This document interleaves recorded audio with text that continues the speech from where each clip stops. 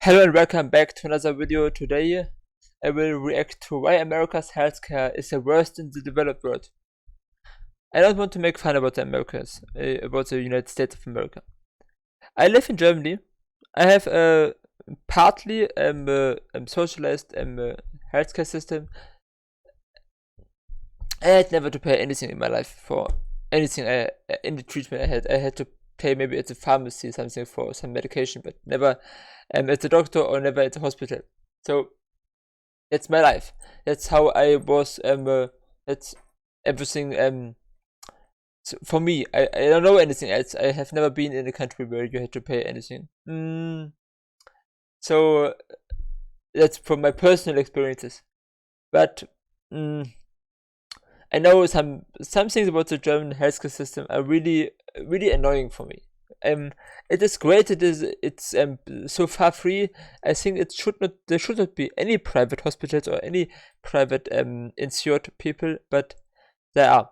And some people even say that there should not be any public privacy insurance. And I say there should not be any private insurance. So of course you could say, if you come from a country like the United States of America, that these are complaints on a very high level, because hey, I have no insurance at all, you might say. But here in Germany it is normal to have insurance. You even are forced by law to have an insurance. And when you don't have a private insurance, you have to pay. I mean, also with a private insurance you have to pay something, but with a public insurance, with a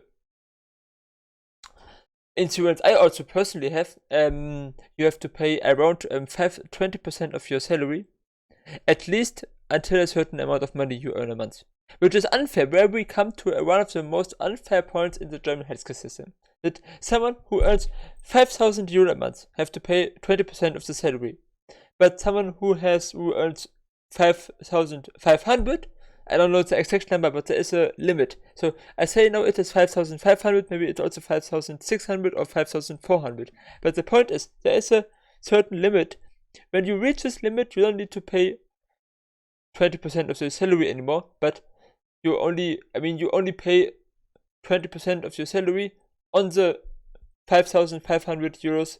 But even if you earn 6,000, 7,000, 8,000, 10,000, 20, 100 or even more, you still only pay for the 5,500, which is the limit. I mean, I don't know what number it is exactly, but you'd only pay the amount of the percentage of your salary on the limit, not on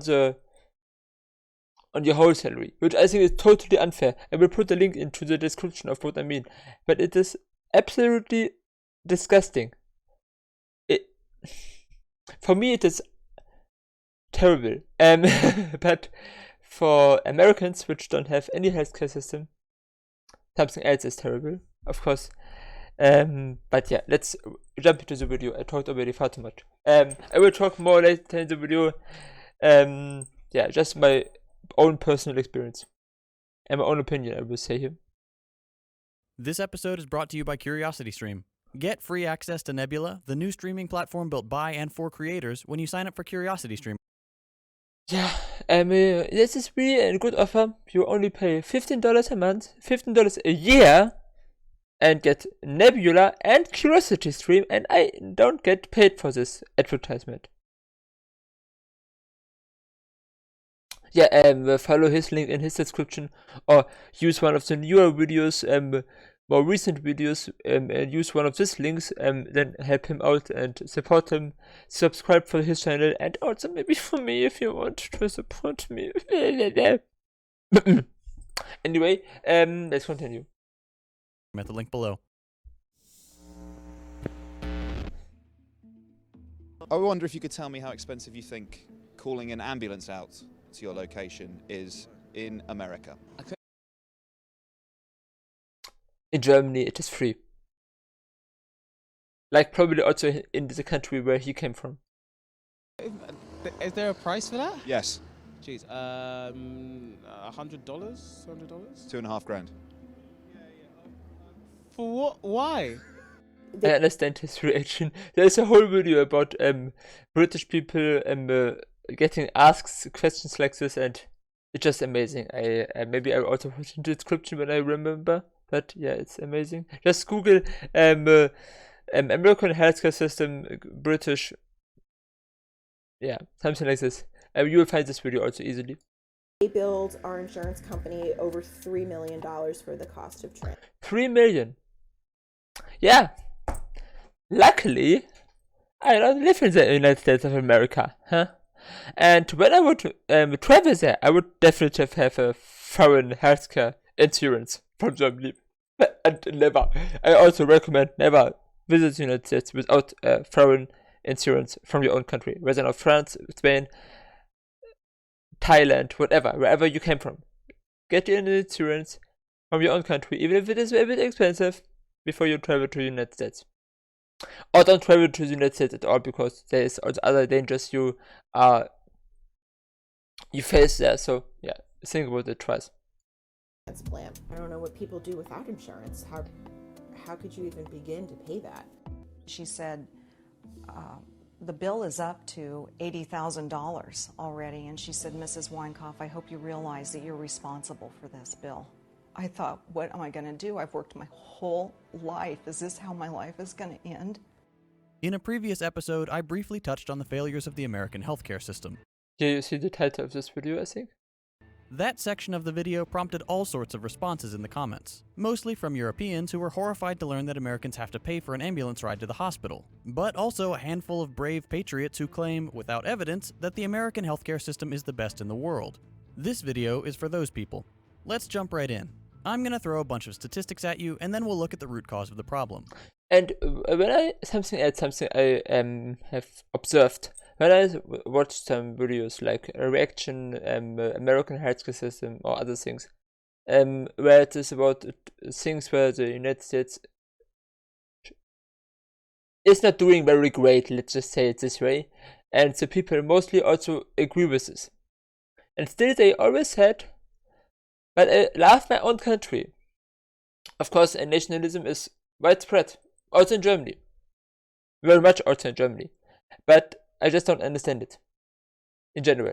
Maybe I don't understand nationalism in general, so I don't think that you can explain it to me in the comments or give me a video suggestion where I learn nationalism, because nationalism is terrible and weird. Why should I love my own country? But yeah, let's just continue. It's just something I don't understand, and I don't have to understand everything, of course, but yeah. America spends more money per capita on healthcare than any other nation on Earth. You would think that this expenditure would guarantee the best care in the world. That is not the case. In fact, despite being the most expensive healthcare system on Earth, consuming over 16% of our GDP, it's one of, if not the least effective in the developed world. We spend over $10,000 per capita on healthcare, and not only is the quality of care subpar, we don't even cover everybody. Compare this to places like Germany, who pay drastically less per capita and guarantee coverage. Oh, he talks about my own country. Where is this in Germany? Is this Frankfurt? I think it is. I have no evidence, but with skyscrapers and so, I mean, also in Berlin and maybe even Hamburg, but I think it's Frankfurt. Frankfurt, not Frankfurt at the Oder, not the Frankfurt near Poland, but the Frankfurt in more central or southern Germany, in Hessen, is a Bundesland in German. To all their citizens. There were over 27 million uninsured Americans in 2018, and that number will have skyrocketed in recent months, thanks to the millions of layoffs across the country. Even before the epidemic, we had more uninsured and underinsured citizens than any other developed nation.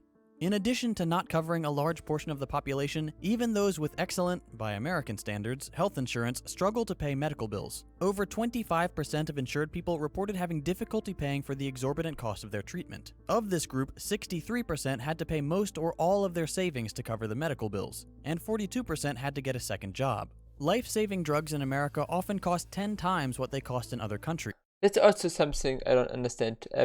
He will mention, I think, a few examples from different medicines which costs that much in United States and that low or that little in Canada or other countries. But I don't understand this. I mean, I understand that maybe have different prices, but not to this amount different, not to that much different? And why is there no kind of agency observing the prices of the medications and guarantee that people can afford them? For example, in Canada, 1 vial of insulin costs I don't know if something like this exists in Germany, but I think medication should be free everywhere for everyone. But of course, it costs something. And these costs, I think, have to be carried by everyone, either through taxes or something else. But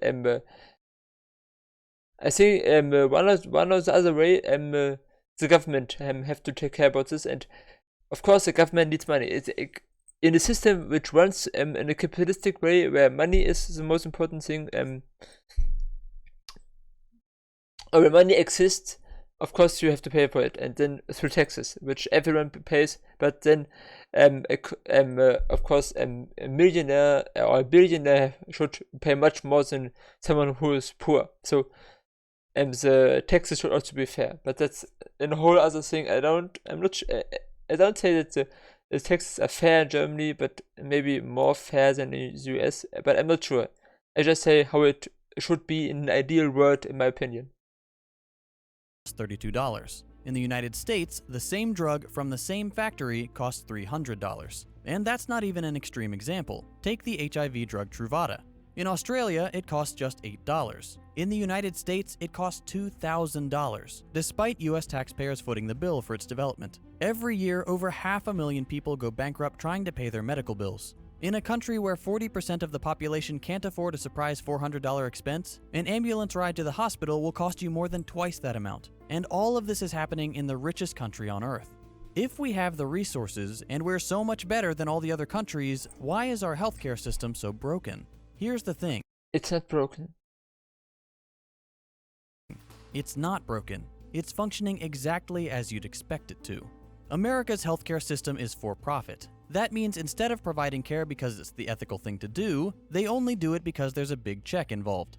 And that's, I think, the main problem with capitalism in general. That everything is just for profit. That everyone in the system, whatever they're doing, whether it's a bakery or it's a bank, they all do only the thing they are doing for profit. So everyone is trying to get the biggest profit, and it's not possible. Not everyone can profit. If someone profits, someone else needs to lose something. So at least if it's not anything magical, it's not magical. It's just, I mean, when two people both want to have to get the job from a, I mean, if a company needs new computers or whatever, there are two suppliers which could get the contract, or which could supply the company with computers. Only one of them can get this. I don't know how to say it. Auftrag. Only one of them can do this, because the first company, of course, doesn't need so much computers, and so the one company gets a profit and the other company does not.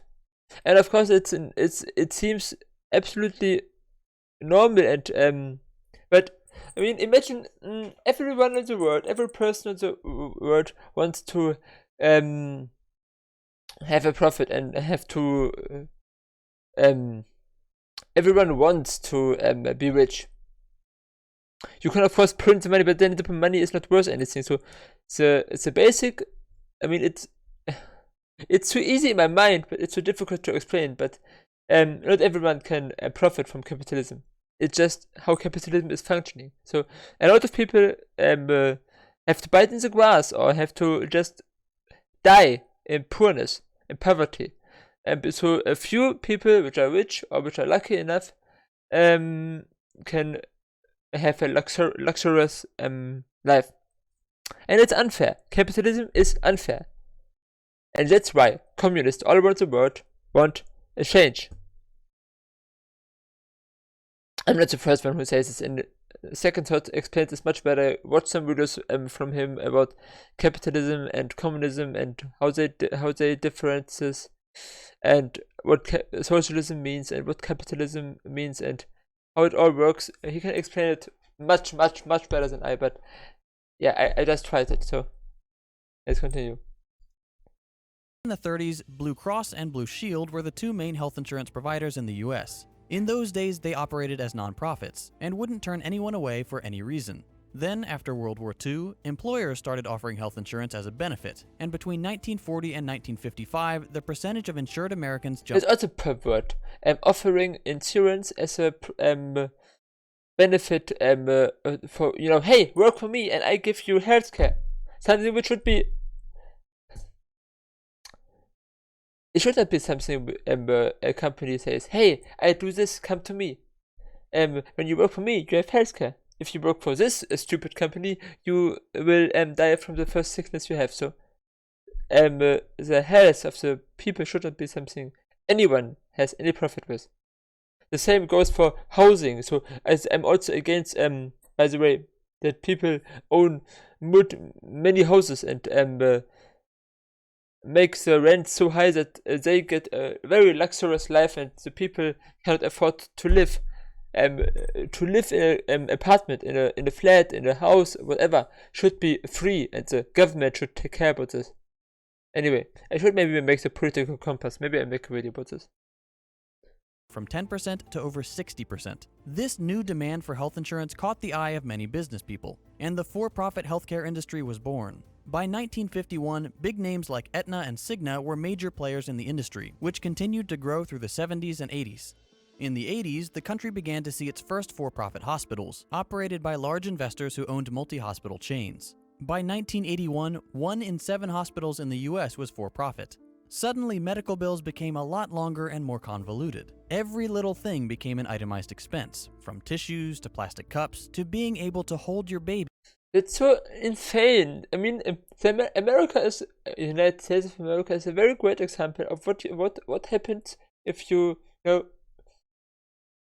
have too much capitalism. So like with a junkie, which took too much drugs, far too much drugs. So it's the same or similar with the United States of America. There you see how a world looks like when capitalism is very high, very much. So if there is not maybe 60% capitalism, 40% socialism, in the United States, you see what you have, what kind of a society you have if there is 99% capitalism or higher. So there you see how it looks like. What we should not want. Go to the United States and try to live there as a poor person, and decide then again if you support capitalism or not. After it's born, the hospital's transition from philanthropy to corporation was complete. This is not normal in other countries. America had taken the intensely cruel step of taking something sacred, the health and well-being of its citizens, and slapping a price tag on it. With this commodification of health came unsurprising side effects. Average American life expectancy is lower than other wealthy countries and has actually begun to decrease in recent years compared to other countries slowly increasing. The US has the highest infant and maternal mortality rates of any developed country. The US has higher rates of medical errors than other countries. Adults in most other comparable countries have quicker access to a doctor or nurse when they need care, contrary to what American healthcare advocates would have you believe. To make a long story short, in just about every study on the effectiveness of healthcare systems in developed nations, America... I think here Germany that's this one here. So it's not great. You see, it's just a bit about the average, but it's probably much better than the what? Long story short, in just about every... Yeah, you see, UK, United Kingdom is one of the highest. Then I think Austria, Netherlands, New Zealand, Norway, Switzerland, Sweden, and Germany. Every study on the effectiveness of healthcare systems in developed nations, America scores very poorly. Most of Canada, France, the time at the very bottom of the list. And the United States. I mean, it's just so weird.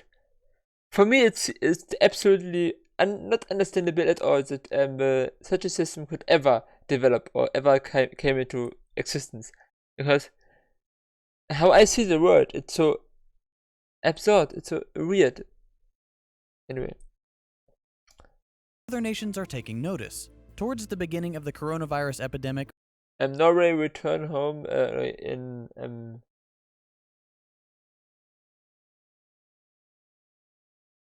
Asia. one university in Norway urged its students to come home if they were studying in countries with poorly developed health systems, such as the US. Part of the problem is For example, United States was written there. the American obsession with streamlining or optimization. Anything that doesn't immediately increase profits has to go. Yeah, that's so insane because some things, when you have a new policy, also for a country on a country level, if you have some policies, a new policy which tries to reduce carbon dioxide in the air from factories or whatever, some policies need time to really show the effect. And if you don't give them this time, they of course not maybe have a positive thing. Then you say, oh, it's not positive, we shouldn't do this. So, but you haven't even given it a real chance. So anyway, it's just so, it's weird. Take, for example, the practice of so-called just-in-time delivery of essential equipment such as ventilators. Instead of having an emergency stockpile, including personal protective equipment such as masks and gloves, these items are instead delivered only when the need arises. The idea is to reduce overhead, but in reality it leaves us totally unprepared and under-equipped for a national pandemic. That's why we see pictures of doctors and nurses wearing trash bags. That looks more like a country, I don't know, from a more poor developed country in Asia or in Africa or so, but not in the United States. But it is from the United States. Because their hospitals haven't provided adequate protective equipment, and just to be safe, they're firing people who post those kinds of pictures. To their credit, the CDC was planning to address the national shortage of ventilators. And maybe I will even have this image of those women in the trash things as a thumbnail. Because they cannot fire me. I'm not in one of their companies. And I will never be. But the company to whom they had given the contract was bought out by a larger company, who canceled the project because it wasn't going to be profitable enough. And of course that larger company's name is Covidian, because the architects clearly put an intern in charge of our simulation. I could spend all day listing off instances of absurdly high medical bills, but at the end of the day, some people in America will still defend the practice of for-profit healthcare. Maybe the best way to get through to these people isn't to show them the bills, but to show them what people in other, saner countries think of the bills. So here you go. Ambulance call out, how much do you think that costs? Zero payment. Zero payment? Yeah, zero payment. No. Because $2,500. For real? An inhaler. $100. Yeah, you're pretty close, it's a bit more. 120 250 to 350. for an inhaler. So 2 EpiPens, how much do you reckon they are? $80. 600. $600. What? Why? Why? Yeah, for profit, of course, but the why was just awesome. Dollars. Yeah. The average is about 10 grand. It can go up to 30,000. 10 grand for a baby. It's okay to laugh, it's a funny video. But these are the types of reaction you get when you explain to anyone in a first world country besides the US just how screwed up our healthcare system is. We're not paying these exorbitant fees for quality care. We're paying for executive bonuses, shareholder value, and lucrative contracts. Pharmaceutical and medical device companies can charge whatever they want, and the US government will never step in. We're one of the only nations on Earth that doesn't regulate the cost of drugs and medical supplies, and companies negotiate directly with hospitals and insurers to get the best terms. Not best for the patient, best for them. Drug costs in America are many times higher than in any other country. Why? Because that's how it works in a for-profit system. The dollar holds infinitely more value to these corporations than human well-being. The needs of the people are secondary to the profit motive. The American healthcare system is a system that relies on people getting sick and coming in for treatment, which is why we don't see any investment in public health initiatives. A program like Medicare for All would likely solve this and every other health problem produced by the coronavirus pandemic. Everyone would have been able to see a doctor and get tested, which would have given us more accurate data about the illness and its spread. Hospitals wouldn't have to waste energy dealing with private insurers and fighting them on every little thing. And with the profit motive removed from the healthcare equation, the government would have an incentive to prioritize public health to prevent people from getting sick instead of counting on it. That in turn would make us better prepared for the next pandemic. But remember, the system that we have isn't broken. It's functioning exactly as it's meant to. Why do we pay so much money for the worst care in the developed world? And more importantly, why do we put up with it? If you'd like to learn more about the virus that made it clear just how ill-prepared the US was for a pandemic, I highly recommend you check out the coronavirus epidemic on CuriosityStream. It's a fascinating look at how the world responds to a rapidly spreading virus and the measures we can take to stem the tide of infection. If you watch my videos, you'll know I'm a big fan of CuriosityStream. It's an online streaming service with thousands of nonfiction titles from some of the best filmmakers in the game. You can find tons of great episodes like the coronavirus epidemic, and they've got a bunch of material on technology and outer space, which are some of my favorites. Their giant catalog includes content on science, nature, astronomy, technology, and lifestyle, among others. Unlimited access starts at just $2.99 a month, and as a special offer just for you guys, you can get a free trial by following the link below. CuriosityStream is available on just about every platform you can imagine, so wherever you are, you'll always have access to great, interesting content. As an added bonus, your CuriosityStream subscription now comes with a free Nebula subscription. Nebula is a new streaming platform built. I used this kind of bundle deal he is offering probably right now, where you get access to CuriosityStream and Nebula for just $15 a year. And I don't get paid by anyone for advertising this. It's just my opinion. So yeah, I have something like this. $15 a year. But yeah, you have to follow one of his links or one of the other YouTubers which also made him offer this deal. By and for. I watched a series or documentation about Winston Churchill's life on Nebula, which is very interesting. Was interesting. For creators like Wendover Productions, Real Engineering, Kurzgesagt, and of course, Second Thought and many others. It's a place for us to try new things and make original content that just wouldn't be possible on YouTube. Give CuriosityStream a shot and get free access to Nebula when you visit curiositystream.com/secondthought. If you enjoyed this video and would like to see more like it, consider subscribing to stay up to date with my latest episodes. If you hated it, go ahead and drop a thumbs down. And if you really want to help support my channel, I recently started a Patreon, which you can find at patreon.com/secondthought. You can watch my previous episodes by clicking the links on your screen. Thanks for watching, and I'll see you next week. Yeah, check out his channel, subscribe for him. He makes awesome content. I like it the most of the times. And I hope you also subscribe for me. And yeah, we also see each other again. Maybe not next week, maybe also tomorrow, maybe it depends. So yeah, see you next time.